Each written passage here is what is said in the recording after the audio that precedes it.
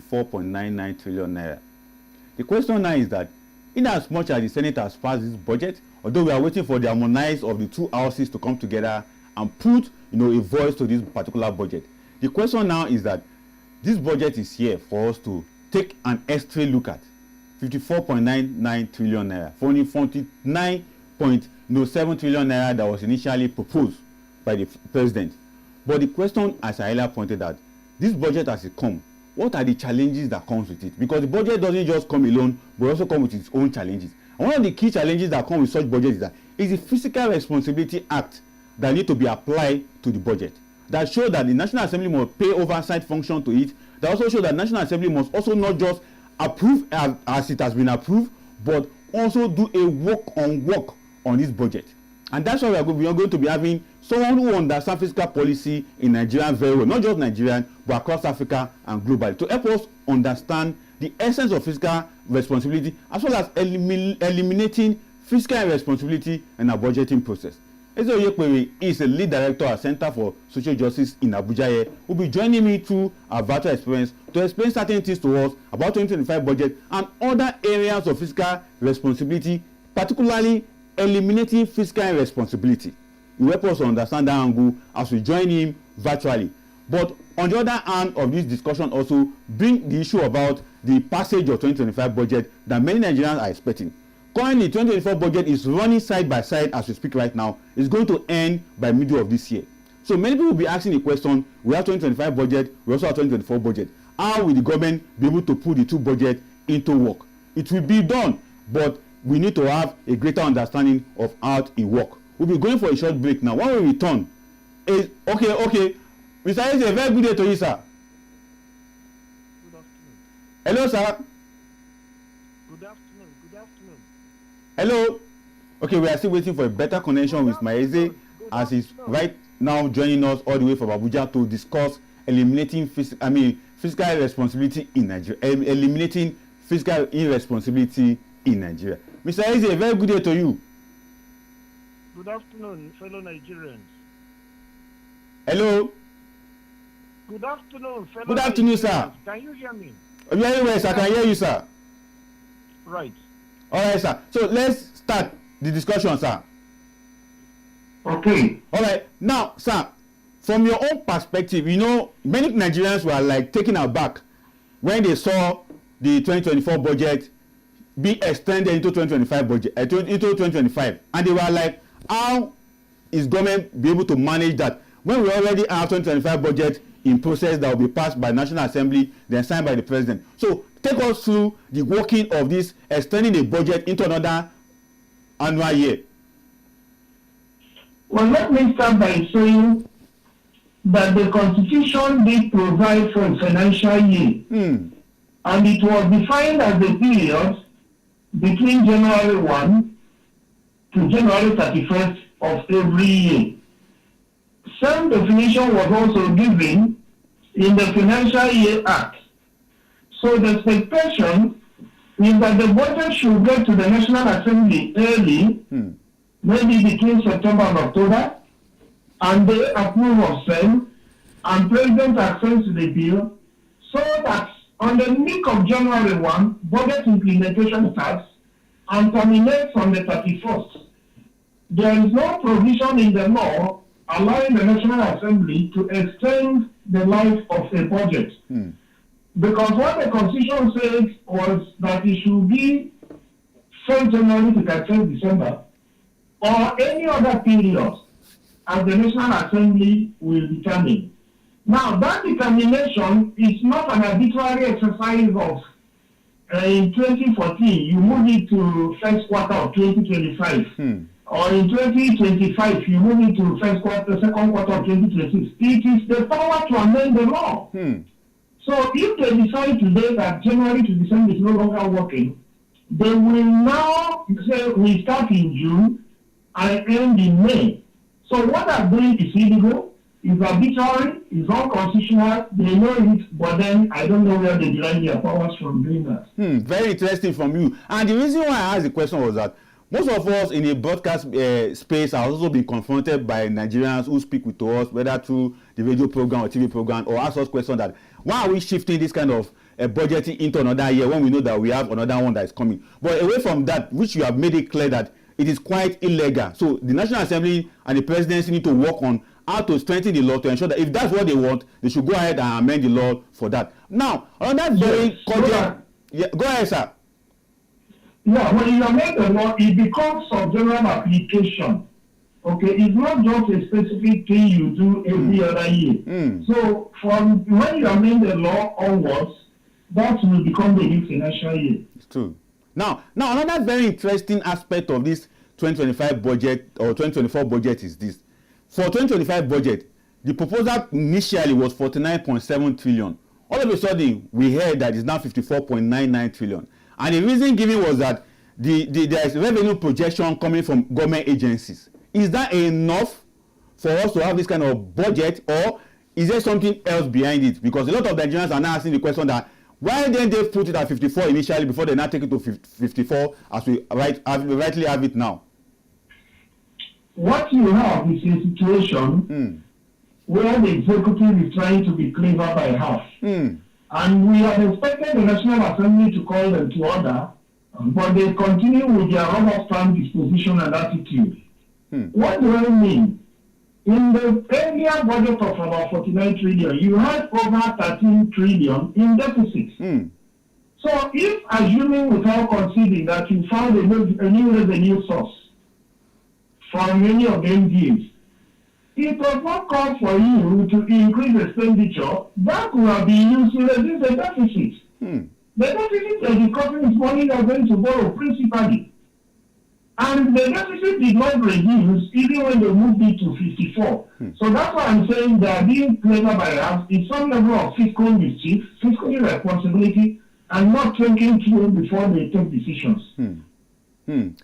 Right. No, I agree with you on this. And this will take me to my next question.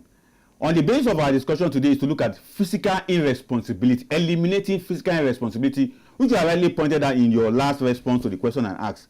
Can you take us through what fiscal policy is all about? Because some Nigerians are confused. They just government make money and spend money. That is the simplest way to understand fiscal responsibility, but it goes more than that. Can you take us through what fiscal policy is all about? Because fiscal policy is the backbone of every budgeting that you can see, particularly public budgeting.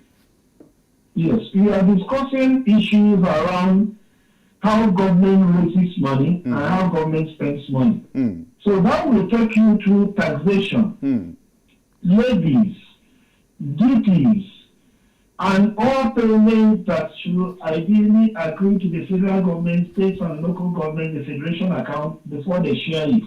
And of course, when they share it, the portions belonging to the various tiers and how they spend it. And then you come to expenditure. That's why you have the budget. The different parts of the budget, the recurrent expenditure, personnel, overheads, capital expenditure, divided into administrative capital and developmental capital, and of course how you publish results of expenditure, your accounts, transparency and accountability, popular participation, policies and laws that guide revenue and expenditure. So these are the components that make up fiscal policy. And it is expected that we should play in accordance with the law. The Fiscal Responsibility Act, the Public Procurement Act, various tax laws and policies, Public Finance Control Management Act, the financial instructions and regulations. So you have a whole pool of laws that should guide fiscal governance. And when you refuse to play by the rules, that's what this irresponsibility. That's what leads somebody to think he can implement a 2024 budget in 2025. In fact, in 2024, they were implementing 3 budgets. There was the carryover of 2023 budget. There was the first original 2024 budget. There was the supplementary to it. So you have a clear case of deliberate attempt to cause confusion and deliberate mischief. So how did you compartmentalize the money that was going into the continuing 2023 and 2024? Did you mean you will lock up the money in a vault and you are now bringing out in 2024 and you demarcated them? So these things are not clear. They are deliberately intentional so that nobody will understand what is happening and be able to monitor and track and evaluate performance of the budget. So it's delicate in chief as far as I'm concerned. Oh, very critical to that. And I would like to also ask this way, because fiscal policy has its goal. One of its goals is price control. One of its goal is the balance of payment. And one of its goals is to have economic growth. But in your own view of the last operation of this current government, have you seen them achieve any of that through this budgeting they have had? Because they have had the opportunity to implement 2023 budget. They also had the opportunity to implement 2024 budget. But 2025 is already here. But within those 2 budget years that you have seen or see them do you see them achieving any of this fiscal policy goal in Nigeria? Particularly, redistribution of wealth is very critical. Yes. Let's start with issues around economic growth. There are factors that should propel growth. And there are things we need to know. And there are things we need to do. First of all, you must manage your resources prudently and target the areas that make the greatest impact on the greatest number of people. If you look at our budgets, they are not targeted at making that impact. For instance, today, look at statutory transfers, it has ballooned. We now have development commissions across the entire Nigeria. They just have lump sums, 400 billion, 500, 600. And they're going to do return capital expenditure in the areas local government and states are doing. So don't be surprised like in NNBC that led to the off-the-right scenario. Nothing will come out of it. So we are not managing resources when we are not investing enough in education, neither are we investing enough in health, neither are we investing enough in agriculture to tame food inflation and tame food insecurity. So at the end of the day, we could have humongous sums of money we claim we have spent, but there are no results, no deliverables to show. So you cannot have economic growth when your human development indicators are down, when they are one of the poorest in the world. You cannot have economic growth when you are not investing in electricity. Look at it, for instance, in the last couple of weeks, now since this year, you can count how many days you've seen electricity for up to 5-7 hours. Okay? So you cannot grow when your roads are in bad condition. Your seaports are not functioning optimally. The rail services are just caricature or they're just propaganda. Your airports are not the best in class. So I'm just sending this. And the manufacturers, investors, private firms, there's no incentive for them to expand. And even when they produce, a good part of it is stored in their warehouses because the purchasing power of the common citizen has been diminished. So we have all indicators that can lead to a decline. There are no indicators in the sales that are telling you that progress is being made. And these are factual. They are not propaganda. So that's the unfortunate scenario. Oh, very sad reality there. But on the other hand is the actual issues that are normally raised in the budget deficit. And fiscal policy experts like you are always very, very critical, very concerned about this. Talking about the 2025 budget now, we still have a fiscal deficit of about 13.08 trillion naira that is facing us. And you rightly pointed out, the money that would have been used to cover some of this deficit are now be pushing out almost 3.65 trillion for statutory transfer. What do you have to say about the deficit of Nigerian 2025 budget? Now, the expectation was that if they are going to get more money, they would have reduced the deficit. But they did not do that. But let me tell you, from previous years' experience, that 13.something trillion is understated. Because what actually happens? What is the priority? The first thing government does is to pay debts. They pay salaries. They do statutory transfers. And then if any money remains, they can now do capital expenditure. So whenever there is a little challenge with the flow of money, they will prioritize these things first. So in previous years, they've always exceeded the projected deficit by 2 or 3 trillion. Because monies will not come in as expected because most of the times the revenue projections are overly optimistic. So they will do those things they must do. If you don't pay salaries, NLC will go on strike. All the money going to the judiciary, National Assembly and all those statutory expenditure, you must do it. If you don't service your debts, the creditors will blacklist you. So at the end of the day, that 13 trillion deficit will end up between 15 and 17 trillion, not my words. But capital expenditure is also likely to suffer. Exactly. Now, now talking about the capital expenditure, we have seen a 23.96 trillion to be spent. But we have seen a report coming out this week. This week alone, I saw several media reports talking about abandoned project. Project. I mean, amounting to about 23 trillion naira. What do you have to say about that? And we are still pushing money, talking about capital project, when we have abandoned projects spread across the country here and there. Well, that 23 trillion, if you convert it to dollars, is not such a huge sum of money. But the challenge is, what is capital project? What are you spending money on? I did an analysis of budgets in agriculture, health, and a number of areas.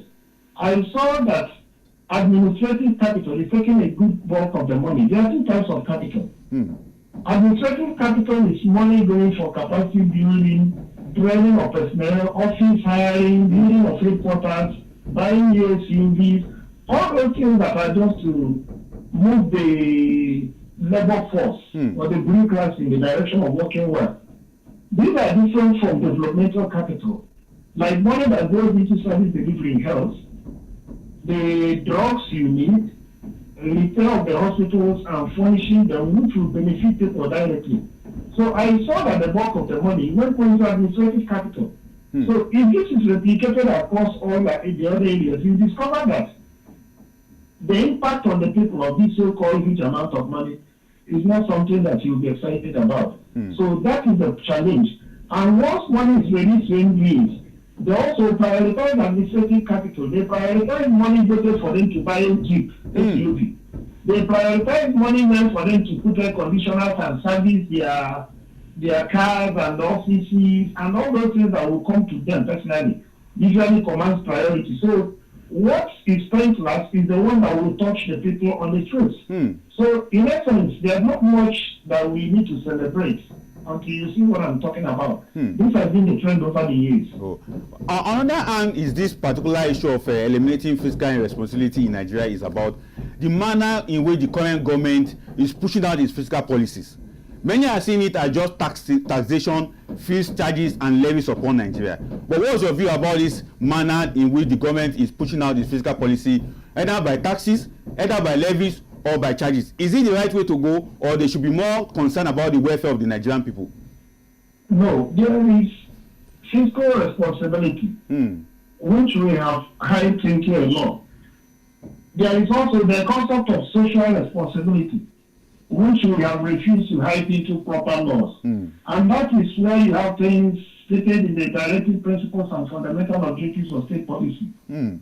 And that is why you have things concerning education, health, food, housing, access to transport facilities. Okay? So the expectation is that through the budget, while you want to tax people, you must provide them the opportunity to make money, because they need to make that money before you tax them. They must be comfortable. So I do not want to talk strictly in the sense of having a social responsibility, because social responsibility is spread across so many sectors. But we need to think within the framework of a social responsibility legislation involving rights and duties, rights of the citizens and duties of the government. For instance, health insurance has been made compulsory under the National Health Insurance Authority Act. I expected the National Health Insurance Authority to activate that so that more money will be raised to curtail out of pocket expenditure and improve health indicators in Nigeria, but nothing is happening. Okay? Right. In the free education system at the primary level or basic level, is it functional? These are questions we need to ask. So we must balance taxing people, balancing budgets with putting them in jobs, giving them good education, giving them good health, and allowing them have access to their way to feed themselves.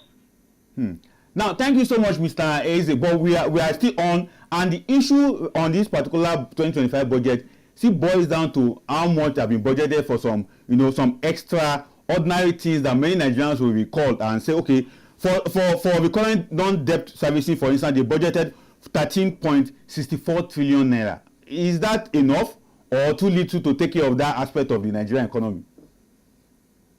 Now, when you are talking of recurring non-debt expenditure, that's where you have personnel. and that's why you have overheads. So we've had a little slight increase in salaries.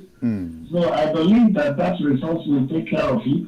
And then there's also overheads with the bureaucracy needs to run to be able to deliver services. So the important thing is not so much about the quantity. It's about how well is it going to be implemented? Is money going to be released on time? And is it going to be used for the very things that we are taking in the Appropriation Act that it should be used for? Okay? And then the value for money, because money is not supposed to be spent simply because it was appropriated. You can get things done at a cheaper and more economic and efficient rate. So I believe they must have done their own work to know what to pay, or in terms of whether that money will be enough for salaries and overheads. And I believe it should be enough if properly managed. The reason why I ask that question is this. We are also seeing, before you know it, in the middle of the year, we'll be hearing supplementary budget. We'll be hearing they are going to the National Assembly to have an approval for supplementary budget. And Nigerians will be asking, but we have had a budget from the beginning of the year. Why are going for supplementary at this point in time? Can you help us understand some of the intrigues that normally happen within that period? And so there are some technicality people normally use, particularly people who talk about budget, talk about cash back, cash forward, and the rest of the. It sounds confusing to so many Nigerians. And at the end of the day, we just hear supplementary budget coming, just like what we have heard in 2024, that has not been extended into 2025.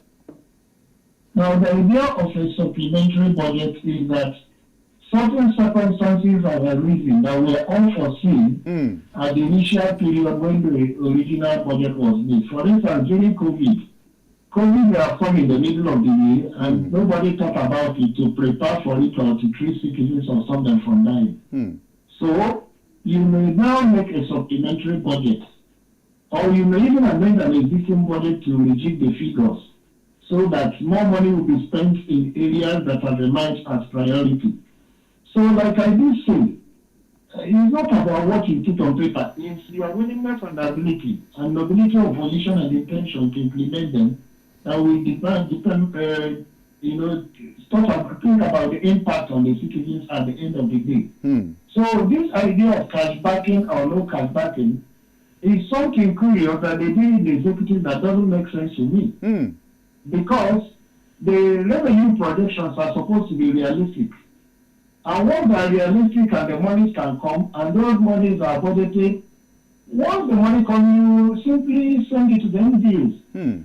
The idea of having NDAs prepare a budget, go to the budget office to do defense, Federal Executive Council approves of it, send it to National Assembly, and then NDAs go back to National Assembly to defend it again. National Assembly approves of it in its wisdom, gives it back to President to append the signature as assent. Then you still start coming back to ask NDA to begin to justify cash backing. It's ridiculous. It's not a proper understanding of what policy and law means. So for me, once you pass a budget, the money comes to release it. All the stories about cash backing and proposals don't make sense. Exactly. That's why it has sounded in the ears of many Nigerians. They'll be having cash backing or not cash forwarding and the rest of them. But away from that, one of the key elements of this budget as we see today is that the revenue side of it, what is coming in, what the total revenue that the government is trying to target. I remember in the 49.7 trillion naira budget they proposed for 2025 before, they are looking at least 34 trillion naira as revenue coming in. But in this particular one now, we don't know how much that is coming in. Do you have an idea, or can you project for us what they are thinking of raising as projected by the MDAs and of government of Nigeria? Well, I have not seen the new documentation. Unfortunately, it's not even on the website of the National Assembly. Exactly. The one that increased it and where the new money is coming from. So until we see the budget, I cannot comment on that. And the question of lack of transparency, which is contrary to Section 48 of the Fiscal Irresponsibility Act. Very interesting, because the reason why I asked that question is I was also confronted today that out of the revenue, how much is even coming into this 54.99 trillion? And I was like, we didn't see it in the breakdown, and we're supposed to have it so that we can have a greater understanding of it. But going forward into the discussion and trying to help the government so that they can understand what Nigerians really want, in your own estimation, in the last 5 years, we won't say just this government, in the last 5 years, how have you seen Nigerian budget performance so far, in your view? Well, in my view, the budgets have been more ritualistic. They have not achieved what the lofty ideals we are told at the beginning of the year. Because there is what is called a policy plan law budget continuum. When you make policies on education, you say you want to make sure more girl children are in school. You make policy on health. You say you want to reduce maternal and child mortality and morbidity. For policy, you make a plan to implement it. And thereafter, various laws are made. And so, policies, plans, laws should find vindication in the budget. You must provide money in the budget to implement plans, policies, and laws. And then the results will emerge. So, if you don't have that policy continue reflecting in budget as we usually have, that's why we have this kind of challenges we have. And of course, the procurement regime is not mature enough.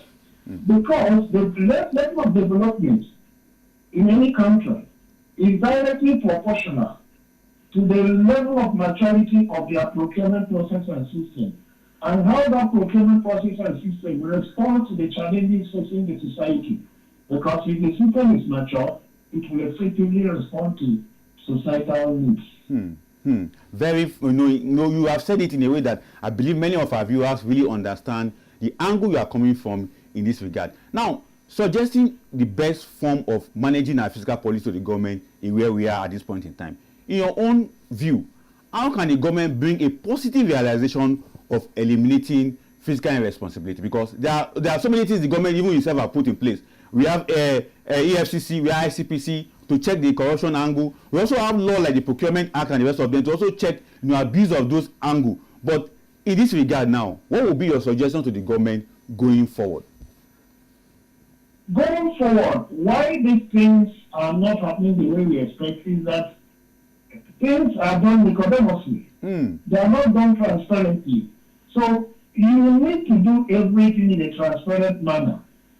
Involve citizens in policy making, policy implementation, budget discussions, a report on budget implementation, and create opportunities to respond to citizens' questions. Otherwise, when you do everything, quietly and secretly, nobody is following, and at the end of the day, results will not come. For instance, I expect the development commissions, northeast, northwest, southwest, southeast, to disaggregate their budget and put forward where they want to invest these billions given to them. And then the citizens from those states and zones should not engage them. Interrogate what they're doing. Not allow them to come and buy 160 million naira SUV for about 15 commissioners or directors. It doesn't make sense. Don't allow them to go and spend 10 billion in the headquarters building for any development commission. Let them make sure all the primary healthcare centers are functional. Airborne water is running in the front of every house in any of those zones. Schools, primary schools are furnished. Electricity is being delivered at least 18 hours a day. If the public grid can't afford that, they should now build solar systems, renewable energy systems. Train services should be restored, and where there is none, they can build rail tracks across the nooks and crannies. So these are the kind of things I expect, and they can only come from maintaining the views of the majority. Popular participation, accountability, and transparency is the key. Very key. Now, talking about popular participation, National Assembly is supposed to lead in this. We have heard them through the pages of newspaper calling for budget defense and the rest of them. Sometimes it's shocking that at the end of the day, you see few people there, either the MDA or some few media houses there. What else can they do to expand this popular participation? Because Nigerians need to know how much most of these MDA are bringing forward that they want the National Assembly to approve for them. So what should the National Assembly do in this area of popular participation, particularly on budget defense? Well, they can allow more. For instance, there was no opportunity for anybody to appear in civil society organization when they are defending this budget. Even though some of us did analysis and submitted to them. Whether they use this is a different kettle of fish altogether. So it was a close circuit between the National Assembly and the NDA. Close circuit at the level of budget defense between the budget office and the NDA. Where is the opportunity for civil society participation? Where is the opportunity for the media to say something? Where's the opportunity for professional associations? Nigerian Medical Association, to say something else, Labour Congress, Bar Association, ICANN, AMNA, procurement professionals, Society of Engineers, these are the core of the working people. Market women associations. Where is the opportunity for them to put into the budget? You don't show a man saying in his absence. He has to be there to tell you what he needs. And not for you to conjecture and project what you think he needs. So that's the critical challenge we have. Oh, thank you so much, Mr. Eze. But before I let you go, there's one thing you raised as our discussion. The Development Commission that have been established. Now, one of their take-off grant for a start is about 50 billion each. And many Nigerians have started asking questions, 50 billion each for these new agencies. In your own understanding and as a point of advice, because how much do we talk about? 50 billion each as a take-off grant that they'll be giving to each of them to start. Now, talking about budgeting and fiscal responsibility, in your own advice, what advice do you have for this head of these agencies that are just created and how they must manage their fund going forward? They must open up. Civil society must engage them. Media must engage them, because if they are waiting for them to open up, they are rejecting that they give them an opportunity to still part of the Commonwealth. So if you are waiting for them to open the door to call you to come in, you're waiting for them. It is for us to hold them accountable, engage them vigorously, meticulously, factually, and with evidence, in such a way that they will not be allowed to rest. Let us put a burning fire under the chairs they are going to see, so that they will be comfortable from day one. Otherwise, there will be a situation, the off-the-mind situation, from the NNDC will continue repeating. Thank you, Mr. Eze. We can't thank you enough for being on the show today, and thank you so much for bringing your very wealthy insight into the issue of fiscal responsibility, eliminating fiscal irresponsibility in Nigeria. We so much thank you, sir. My pleasure, thank you. And very soon we'll still call you, because any moment from now, maybe in the next 1 week, the president will be signing the bill into a law. So we may also have to engage someone like you to talk more about the Nigerian budget. Thank you. All right, thank you, sir. Enjoy the rest of your day.